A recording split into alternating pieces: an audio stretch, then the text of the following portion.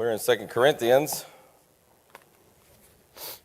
Ready to begin chapter 8. As I did last week,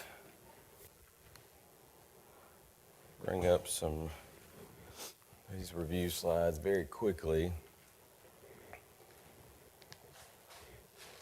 I think.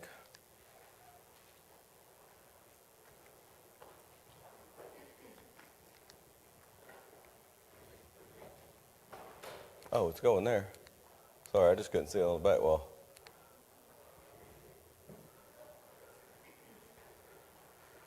And I'll just kind of stand off here to the side and look, see if that gets going. If not, I can live without that.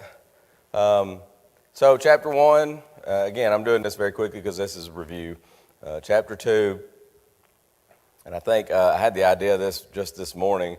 I think what I'll do next week is, because we should be at least through chapter 8, is put these, I can save kind of as an image file and just put chapter 1, chapter 2, chapter 3, chapter 4 all on one slide. And that way, just move a little bit quicker. I like having that overview because I think it helps as opposed to just picking up, chapter 8, verse 1, here we go. I think it gives us just a little bit of context to it, even if we are moving through it quickly. And then chapter 6, 7 is what we covered last week, his rejoicing and thanksgiving for their obedience. Oh, there it is on the back wall again. Thank you, Brian. So, as I said, we are picking up with chapter 8.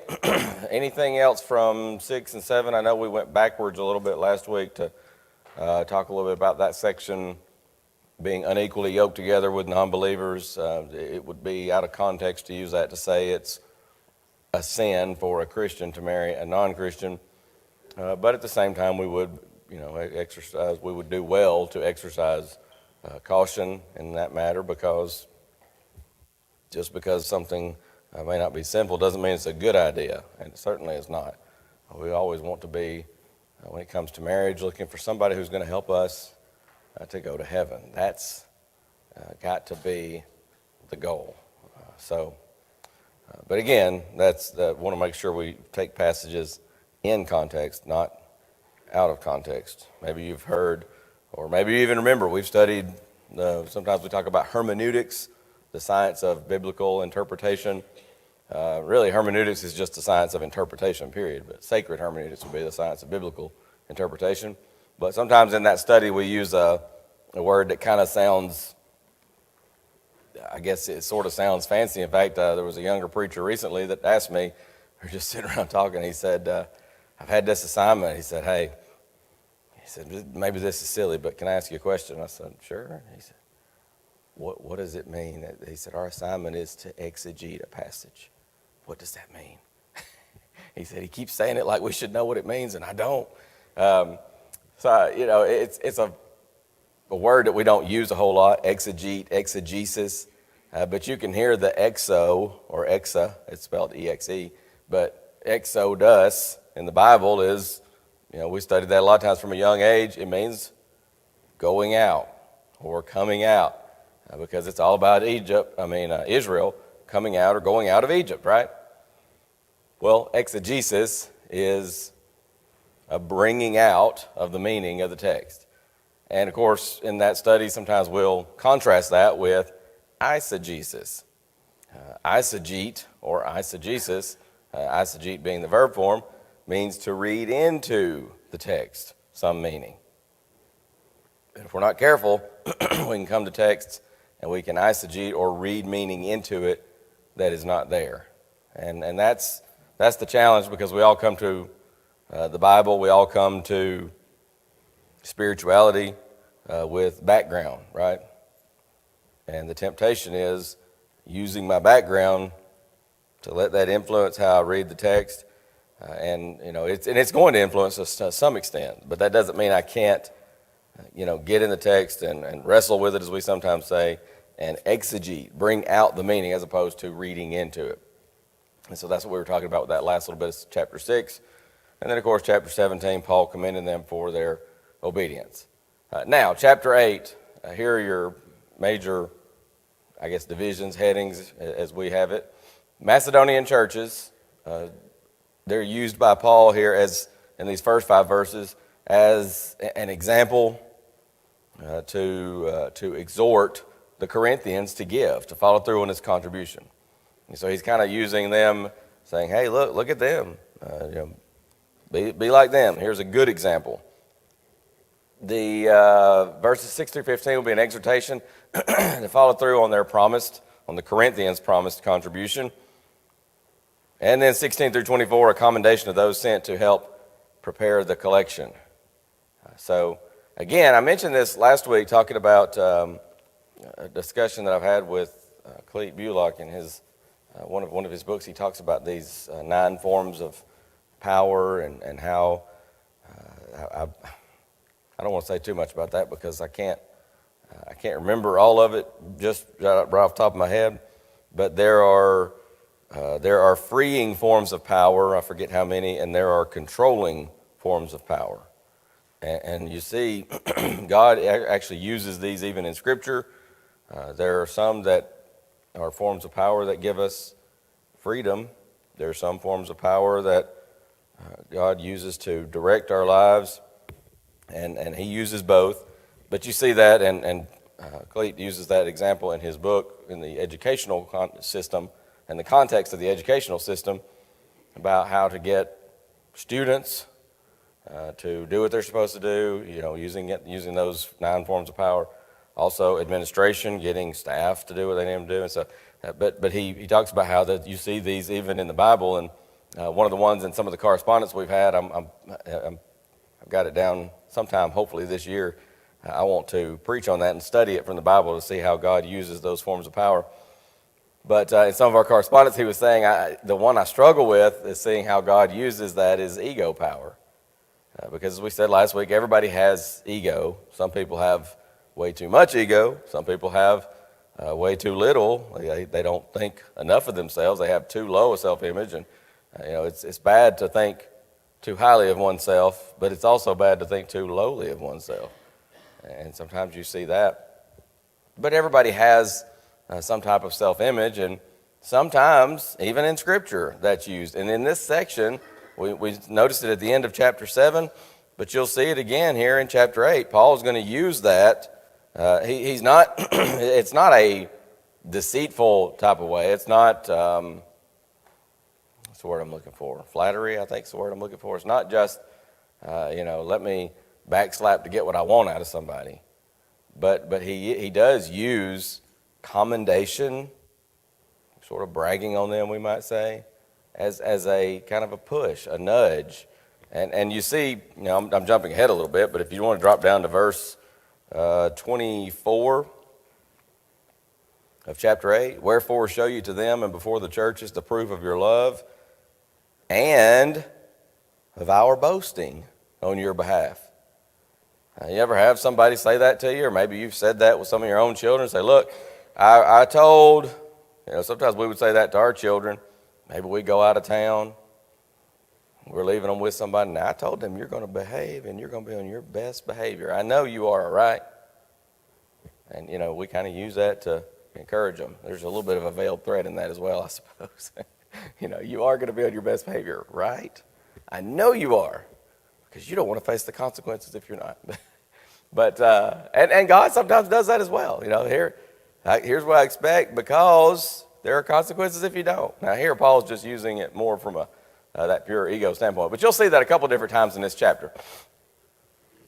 So the Macedonian church is presented as an exhortation for them to give. And here you see that in those first 5 verses. "Moreover, brethren, we do you to wit," to know, in other words, "of the grace of God bestowed on the churches of Macedonia." Notice what he says, "How that in a great trial of affliction, the abundance of their joy and their deep poverty abounded unto the riches of their liberality." Well, they have deep poverty, but then he turns right around and talks about the riches of their liberality. Well, in other words, they were giving generously in spite of their poverty, because that's what they wanted to do. As we've said numerous times before, at the end of the day, people do what they want to do, right? If I want to give, whether to someone or to the church, That's what I'm going to do. But if I don't, well, I'm just not going to.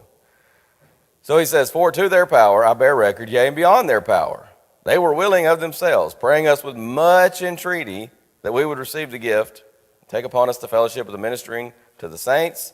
And this they did, not as we hoped, but first gave their own selves to the Lord and unto us by the will of God.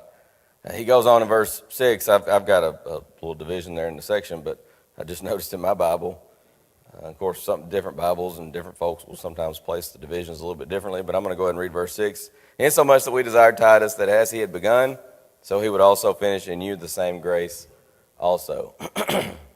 Now, the background for these next two chapters, 8 and 9, is what sometimes is called the Great Collection. It's mentioned in Romans 15, 25 through 28, 1 Corinthians 16, 1 and 2. This was a cooperative effort of the saints from Macedonia and Achaia. And again, those are more general areas. I don't know if it's, obviously Corinth is a city, but it's in the region of Macedonia. I don't know if I would say it's equivalent to our states. Bremen is a city. It's in the state of Georgia. I don't know that it would necessarily correspond with the county either, but anyways, you get the idea. There's a bigger region, and then there are individual cities within that region. Sometimes it's called a province or something like that. And we talked before about free cities. Sometimes you'd have what's called a free city. That was the word a few weeks ago that I just could not remember for anything. That they had special privileges from Rome, a few extra privileges. But you also had the bigger region. And that's what Macedonia and Achaia, those are the bigger regions here. And so there's the background. You see it in 1 Corinthians 16, 1 and 2. We talked about it at length there. You see it in Romans 15, 25 through 28. In fact, if somebody want to grab that, who wants to? Can I get somebody to read Romans 15, 25 through 28? All right, Billy. Yes, sir. Going back before you get too far away from it, the point of using power, the powers that you mentioned earlier, Mm-hmm. I find that very common in the book of Revelation when the seven churches of Asia are being written. I know that thy patience and thy love, but yet I have somewhat against thee. And then he gets down to Smyrna and he says, I know thy works, tribulation, and poverty, yet thou art rich.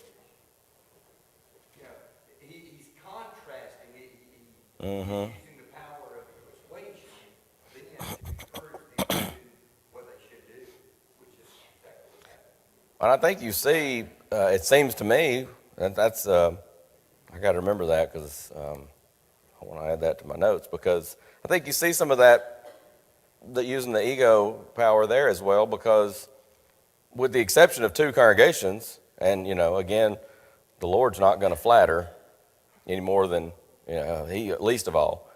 But there were two congregations that there were no commendations to be given, and so he's not going to make it up. But every other congregation, 5 of those 7, he starts off with commendation, and he says, "Hey, you got some good things going, but you got to work on some things too." And I remember just a boy right out of preaching school, going to work with a church in Illinois and working with a fellow who is he's now an elder there. He's retired as far as preaching. I think he still does some part-time preaching for them, but he serves as one of their elders. And he was not an elder at the time, but they said, you're answering immediately to him, because I was just 20 years old and working with the church there as kind of an associate minister. But I would meet with him on regular intervals. And that I'll never forget. He would always start off, here are the things that you're doing well. And he'd have me so built up that by the time he said, now here's some things to work on, and he got through with that, I was like, I can do that, man. Because he's telling me how, you've been having these teen devos, and man, he said, I've never seen attendance like this at those devos. I mean, you've got some of these, and he mentioned this kid, they have been coming. Hardly at all, but they've been coming to those devos. They're coming to services. Man, that is great, Chad. I'm so proud of you for doing that. And then by the time he says, here's some things to work on, I'm like, hey, whatever, man, I'm on it. And so, yeah, I think that's a good point. And so I need to remember to add Revelation 2 and 3 to my notes for that study. But God uses that. He's not going to flatter, but he does sometimes say, hey, here, I'm proud of you for this. And use that to kind of nudge us in the right direction. All right, so Romans 15:25-28, this is background for the collection. But now I am going to Jerusalem to minister to the saints, for it pleased those of Macedonia and Achaia to make a certain contribution for the poor among the saints who are in Jerusalem. It pleased them indeed, they are their debtors. For if the Gentiles have been partakers of spiritual things, their duty is also to minister to them in material things. Therefore, when I have performed this and have sealed to them this proof, I shall go by way of these things. All right, so he mentions there he's on his way to Jerusalem. Those of Macedonia and Achaia have decided to make a contribution. And he says, hey, it's fitting. Because of the Jews, the Messiah has come into the world, and look at all these spiritual benefits and blessings that have opened up to them. And so, hey, if they could help physically, these saints that are struggling financially, he said that's the least they could do. And so, it's not some kind of an obligation, but he's saying, hey, it makes sense. And so there's this background for that. Of course, we've studied 1 Corinthians 16:1 and 2 recently. But you see, I was looking for, turn the page, I was getting mixed up. God's grace empowered the Macedonian saints to give, and that's kind of what he's talking about here, these first few verses. He's focusing on Macedonia and the saints there. The grace of God bestowed on the churches of Macedonia. And even though they were in trials, they were in poverty, they still had joy, and they gave liberally. We pointed that out when we read verse 2. The Macedonian saints gave freely, and they gave even beyond their ability. They stretched themselves even beyond maybe what they could afford. But, that's just the very definition of sacrificial giving, isn't it? Is sometimes there's some kind of a sacrifice there. You think about in the Old Testament, whenever there was a sacrifice, some animal gave its life. And even in like a meal offering or something like that, where it may not necessarily involve an animal, it might be a drink offering or the flour and things like that. Even in those offerings, you give up something that was of value to make that sacrifice. And so there's always a sacrifice involved in giving. It doesn't mean we have to just completely impoverish ourselves every time we give. That's not what he's saying. In fact, he's going to point that out a little bit later on. It's according to what a man has, not what he does not have. But sometimes what's the word I'm looking for? Sometimes we just sort of talk ourselves into less because, I can't afford it, or I can't, all the different reasons that we give to hold back.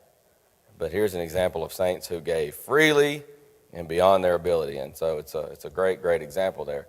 The Macedonian saints begged to share in this fellowship. Have you ever thought about that?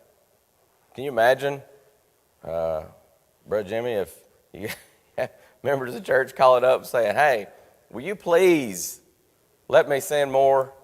Let me give more to the church, please. I want to do this or whatever. And honestly, we do sometimes have. That's one of the blessings of Bremen, and I know we're not the only one, but it's just something I'm more familiar with here. But there are times.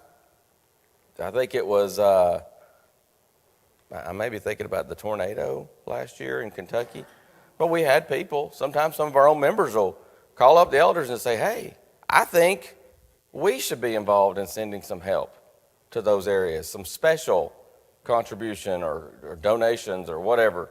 And so that's what these brethren from Macedonia did. These saints, they begged to share. Oh, we hear you're taking some financial help to Jerusalem. Well, that's right. Hey, we want to be a part of that, Paul. Can we be a part of that? Please. We want to help them out. These are our brethren. Hey, they have a Jewish background, and understanding again that background, the Messiah came through Israel. Can we participate in this? Please let us participate. Paul says, hey, you don't have to ask me twice. Absolutely. But they begged to be a part of this. That's pretty interesting, isn't it?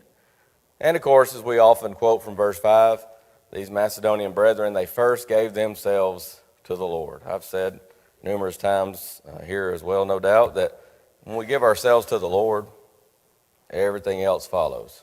I'll give my time to the Lord and His church. I'll give financially to the Lord and His church. When I give myself, everything else follows. It just falls into place. Now, the next section here, the exhortation for Corinth to follow through, and that's 6 through 15. We read 6 because he's going to say in verse 7, therefore, as you abound in everything, faith, utterance, knowledge, diligence, all diligence, he says, and in your love to us, see that you abound in this grace also. Giving is a grace. He says, abound in it. Sometimes people think of giving as a burden. Again, Bremen, and all the years that I've been here, we've been blessed with very generous, good giving. That's not to say that there can't ever be improvement, but that is a blessing here. But sometimes, maybe even as individuals, but I've seen it where sometimes even almost congregationally, there's a mindset that it's some kind of a burden.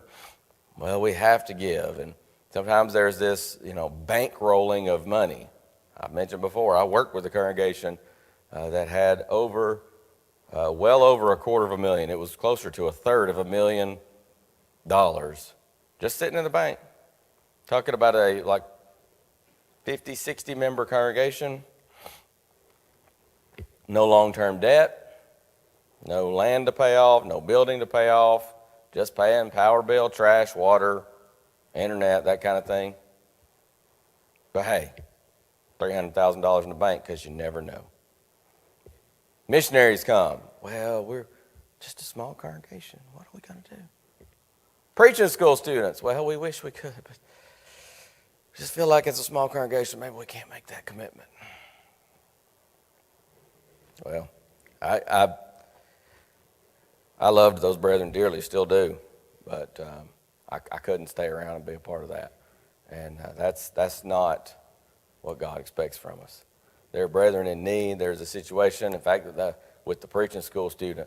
That was one of the things that I sat there face to face with those elders in a meeting, and I begged. I said, hey, I know this young man. I've known him for years. He's going to do great things.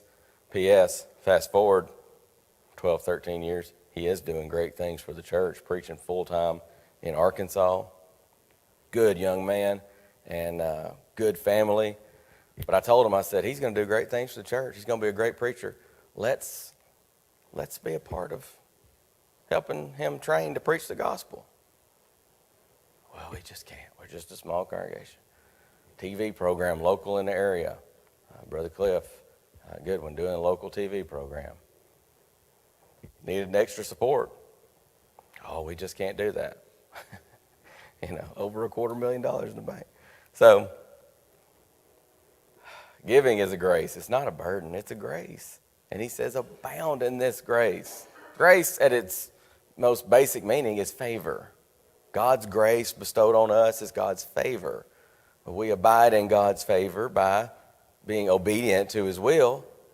But grace, giving as a grace rather, means we are bestowing favor upon others. And in doing so, we're abiding in God's favor because that's what God wants us to do. It's more blessed to give than to receive, Acts 20:35. No, we go. But giving is a grace. Their giving was a test of their love. We notice verse 24. He says, similar in verse 8, I speak not by commandment, but by occasion of the forwardness of others, and to prove the sincerity of your love. What he's dealing with here is a specific contribution. He's not just talking about generally the Lord's Day contribution, but he's talking about this special situation to help the Jerusalem saints, and he says this is not a command. This is not something that you have to participate in this, but he says it's the occasion of the Macedonian brethren, their forwardness, and to prove the sincerity of your love. If you really do love those brethren, as you say, well, of course you're going to step up and help them. And every indication is they do. Jesus put forth as the definitive example of sacrificial giving there in verse 9, You know the grace of our Lord Jesus Christ, though he was rich, yet for your sakes he became poor, that ye through his poverty might be rich. Then he's going to give some advice. Verse 10, for this is expedient for you who have begun before, not only to do, but also to be forward a year ago. This has been in the planning, in the works for a while now. Now therefore perform the doing of it, he says, follow through, that as there was a readiness to will, to desire, in other words, so there may be a performance also out of that which you have. So, it was a year previous. They had a desire to do this. They talked about it again. They wanted to be a part of this, just like the Macedonians.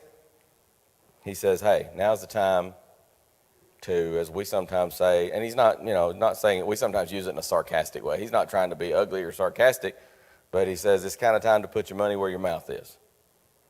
It's time to step up and follow through. And again, as we pointed out just a moment ago, verse 12 is the verse I referenced, because he says, if there first be a willing mind, it is accepted according to that a man hath, and not according to that he hath not. We're accountable as stewards for what we have, not what we don't have. If I have a good paying job, or a job period, would it be good for me to contribute to the Lord's work? It would not only be good, it's expected. It's commanded. Well, what if I'm, working, I don't know what a base salary is nowadays. Is it $40,000, $50,000 a year? But what if I'm making even just say $50,000 a year? And I just decide, on January 1, I'm just going to, maybe the preacher has preached a New Year's resolution sermon or something like that, New Year, New You, whatever, and I'm so fired up. And I write my contribution check out. January 1, $25,000. I'm giving 50% of everything. But you got, house payments and all this coming up for the rest of the year. That might not be, and especially all in one lump sum like that, that might not be the best approach. You may not have that. You got other obligations. You got bills to pay and stuff. So we understand God wants us to give. He wants us to give generously. And there may be even in a situation where somebody could give. I know I've known people. In fact, my mom used to tell me this. Sometimes she would get frustrated. It might be a situation in a congregation that we knew of, or even that we maybe were members of, where somebody was not having a good attitude about giving. And my mom, I remember one time as a child, she was scratching her head about something. I don't remember what the situation was, but she was just sort of puzzled. And she said, I grew up in the Methodist church. Sometimes they were in a Baptist church. And she said, I remember it was pretty common. I'd find out about somebody that got a big bonus at work, and he didn't even go home before he stopped by the church or maybe the preacher's house.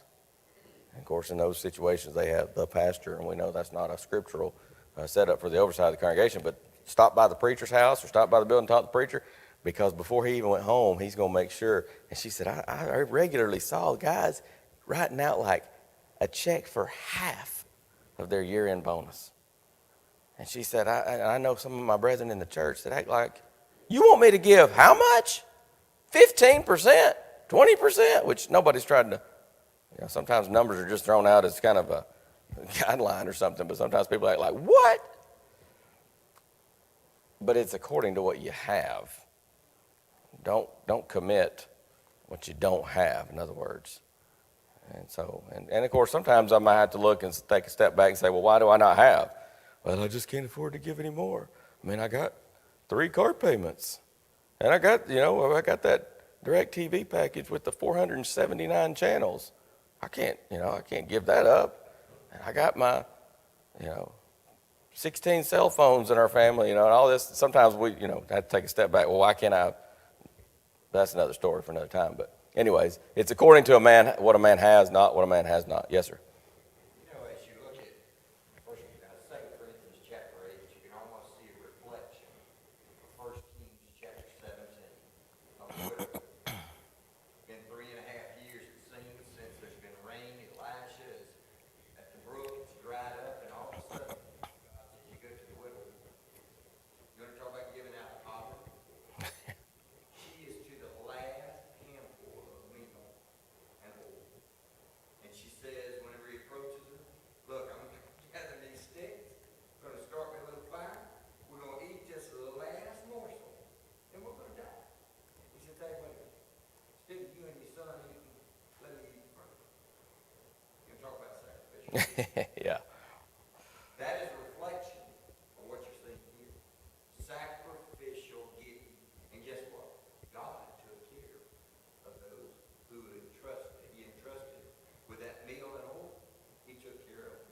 He handled the rest. My friend Daryl Broking, he kind of runs the Truth Tuesday broadcast that I sort of guest appear on from time to time. But Daryl pointed this out to me one time, or I think it was in one of his sermons that he shared with me. But, in those days, there's a famine. Some of the first ones to be in serious trouble will be widows, because typically the men are working and they're breadwinners, and a widow woman, she's at home taking care of her child. Well, it's going to be hard to, make a living that way. So here's Elijah. He's the man. He's the prophet of God. And when the brook Kerith runs dry, God says, hey, go to this widow woman. He doesn't say go preach to her. He doesn't say, hey, go. She needs some food. She needs some help. I need you to take her some benevolence. He says, go, and she's going to care for you. I wonder what Elijah thought when he first heard that, And I mean, you talk about faith on both those people's part. I wonder if Elijah was like, come again? She's going to take care of me. That's what I said. Okay, Lord. And he goes. And yeah, here she is. She says, well, I'm just gathering sticks and I'm going to make a little fire, cook a little meal here. Me and my son, we're going to eat. Then we're going to die. We're just going to sit down and die. We're out of everything.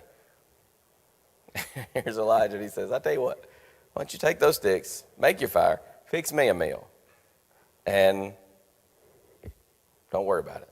And I mean, again, can you imagine? Like, say what? I mean, are you serious? I'm serious. But she does, and look what happens. God takes care of her. And my granddaddy, Paul Dollahite, used to love to tell the story about some church in Mississippi had asked him to come out and preach.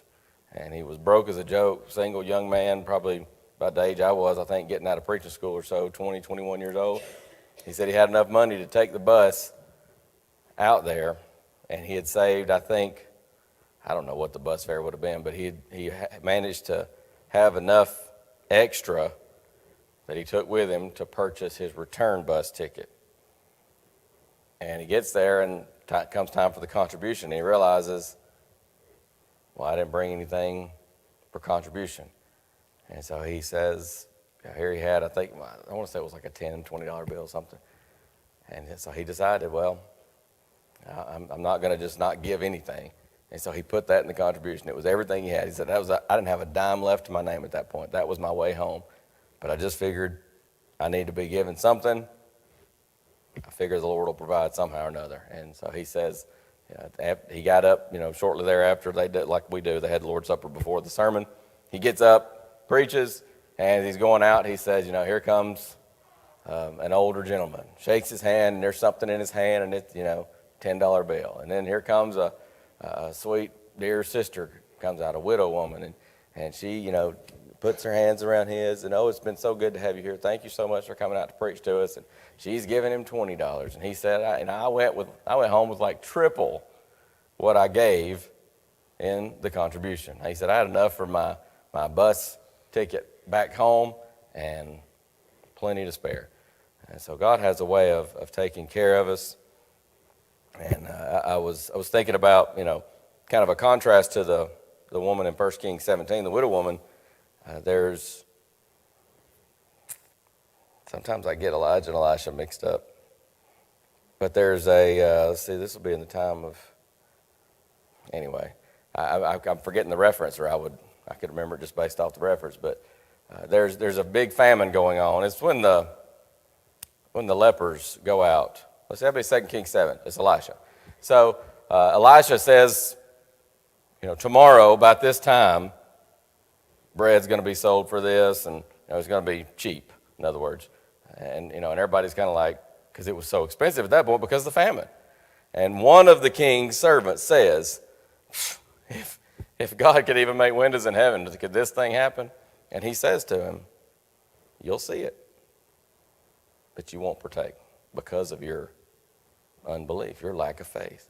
And sure enough, when those lepers come and tell them, they're suspicious at first. They send some people out to check it out. God had caused those Syrians to hear a noise. They fled.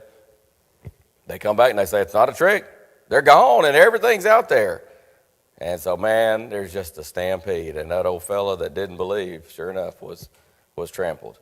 And so two very different responses, two very different end results.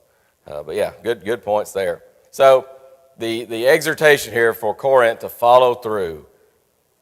See that you abound in this grace also.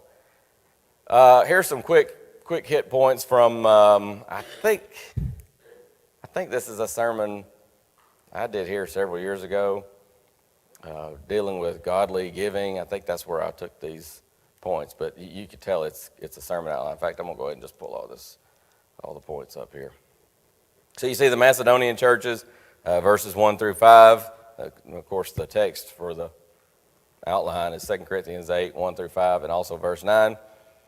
You see poverty. They gave out of their poverty. I love 2 Samuel 24:24. David has sinned. He's numbered the people. This plague is broken out. He wants to, he's penitent. He says, I've messed up. I've sinned. What do I need to do? God says you go and offer a sacrifice. He goes to the threshing floor of Arona the Jebusite. This is the future site of the temple. This is where the temple will be built several years later by David's son, or at least overseen by David's son, Solomon. He goes there. He tells Arona, I need to purchase this threshing floor because I got to offer a sacrifice. We got to stop this plague. And Arona says, take it. It's yours, king. You're my king. This is for God. Take it. And David says, no. I will pay you what it's worth, because I will not offer sacrifice to the Lord my God of that which cost me nothing. He said, if it's going to be used for God, it's going to cost me something. And so there's that principle there of sacrifice. But man, great lesson from that passage. Power. Ability. Doing what we can for the Lord. Partnership. Romans 15:25-27. Billy read that a moment ago. The idea of joint participation with these brethren, helping them out because we're brethren.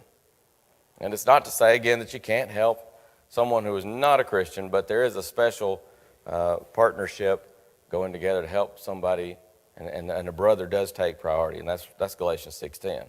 Let's do good unto all men, especially unto those who are of the household of faith. Priority, verse 5 here in 2 Corinthians 8. Priority is, giving, contribution, and again, it's not always financial contribution, but giving to others, giving to God, giving that priority. Seeking first the kingdom of God. Again, 1 Corinthians 16:1 and 2. These are the commandments of the Lord, 1 Corinthians 14:37. The multitude of biblical passages on giving. We could look at all those passages. We've looked at a number of them. You have Acts 4, this special situation in Jerusalem when the church has just begun, and people are giving right and left because many people came just for Pentecost. And they end up basically staying indefinitely. Some of them, no doubt, probably ended up moving long term to Jerusalem. But it was such a unique situation. People are in need of long-term housing, maybe clothing and things like that. So brethren are helping each other out. Mark 12, you got this, what we sometimes call the widow who gave all. We don't really know her name, but the widow with 2 mites, and she gave everything she had. John 12, 1 through 8, Mary anointing the feet of Jesus. And then, of course, you have the third point here, the Messiah. You see his pity on humanity. He was rich, yet for our sakes he became poor, that we through his poverty might be rich. God so loved the world that he gave his only begotten Son, that whosoever believeth in him should not perish but have everlasting life. God made him a little lower than the angels, that he through the suffering of death he through the suffering, I'm misquoting that, but he would taste death for every man. That's the end of Hebrews 2:9. I don't know why I just went blank on that. And then Philippians 2:5, let this mind be in you, which is also in Christ Jesus. And he goes on to talk about all that he gave up in his pity on humanity, that we might be purchased. I think that was the other point there that got cut off somehow. I don't know, I may have mistakenly deleted that when I was editing.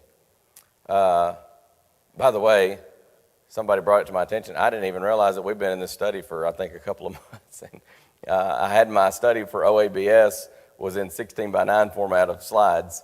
And I really thought up until this was brought to my attention that if you had 16 by 9 slides, we have kind of a unique situation because the projector is 16 by 9, widescreen in other words, and then the screen is square. And so Brian's been able to work it out where we can do 16 by 10 in your PowerPoint setup, and it gets everything in there. Well, I always thought if it was a 16 by 9 widescreen PowerPoint that it would just kind of clip parts in the top and bottom, but apparently it stretched and some of my text was coming off the slides. So I had to work on my slides this past week to fix that, and I think I may have cut something off that previous slide inadvertently, but I'll have to go back and look at my notes to see because I think there was another sub-point there. Then you have, we mentioned instructions, or illustration rather, of godly giving. Then you have instructions when it comes to godly giving. This is 2 Corinthians 8, 6 through 8, and then 10 through 15. It's personal. It's for each individual saint. It has a purpose, and you see that in 1 Corinthians 16, 1 through 4 as well. It is a privilege. Again, we notice that here in 8, 6, and 7. The Greek word used is charis, grace, and it's sometimes people don't look at it as a privilege, but it is. And so you see several other uses of that word, and again, if we had more time, but that's really a sermon, and maybe I have to look and see how long it's been since I preached that. It may be something I can break out again and do a little more study, because that is an interesting study, that Greek word charis, and how it's used in other places in Scripture, or at least in the New Testament. It proves our love. Godly giving does. It proves our love. We noticed verses 8 and 24. You know the old saying, show me a man's checkbook and I'll show you, or I'll tell you what he loves. Maybe in our day and age, show me his Venmo, his PayPal, a credit card statement, whatever. But, you know, it's whatever we spend money on, we care about. And sometimes, you know, as fathers, we sometimes have to watch ourselves because we can spend more on our hobby, our toys, than we spend on our family, or than we spend on the church, and so on and so forth. But you show what a fellow spends money on, and you'll know what matters to him, what's important to him. Godly giving involves planning, 2 Corinthians 9, 6 and 7, and we'll talk about that when we get to chapter 9. It's something that should be planned. You know, again, Paul says you were on this a year ago. Follow through with it. I don't want other men to be eased and you burdened. Verse 13, again, that goes back to it's according to what you have, not what you have not, but by an equality. And that's the idea. I love Danny Petrillo's quote here, no act of worship, including the contribution, should be one that is entered without proper preparation and forethought.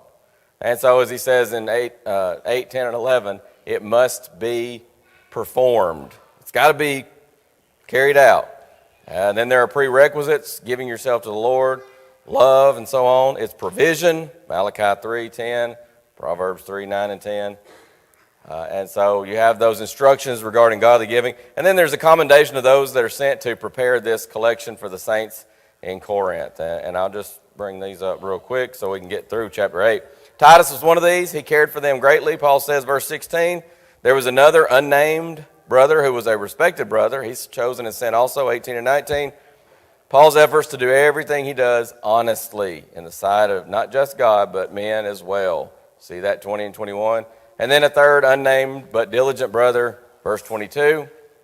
These three brethren, they're messengers. And the Greek word there is apostolos. They're messengers of the congregation. Sometimes that word means apostle, the office. Sometimes that word is very generic. All right, so I wanted to get through 8 and 9, but at least we got through 8, and we'll pick up and finish this discussion of the contribution, Lord willing, next Sunday morning. Thank y'all very much. I appreciate your